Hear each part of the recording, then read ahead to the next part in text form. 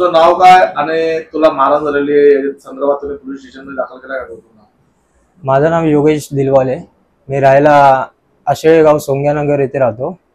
तर त्या दिवशी मी श्रीराम चौकातून घरी येत असताना आपल्या VTC ग्राउंडच्या इथे 3 गाडीवरती ट्रिपल सीट मुलं, पल्सर 220 गाडी होती.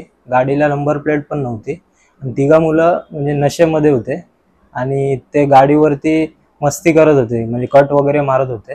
तर त्यांनी मला गाडी ठोकली. मी त्यांना विचारलं की बाबा गाडी अशी का चालवते, गाडी का ठोकली?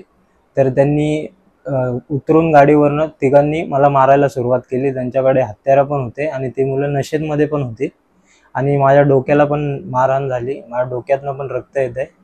तर मी पोलीस प्रशासनाला तेवढीच विनंती करतो की त्वरित काय ते तपास करावा.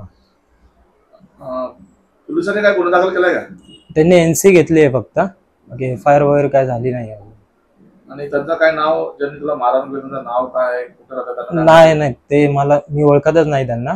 ते ट्रिपल सीट होते, गाडीला नंबर प्लेट पण नव्हती आणि ते नशेमध्ये होते आणि त्यांच्याकडे हत्यारं पण होते.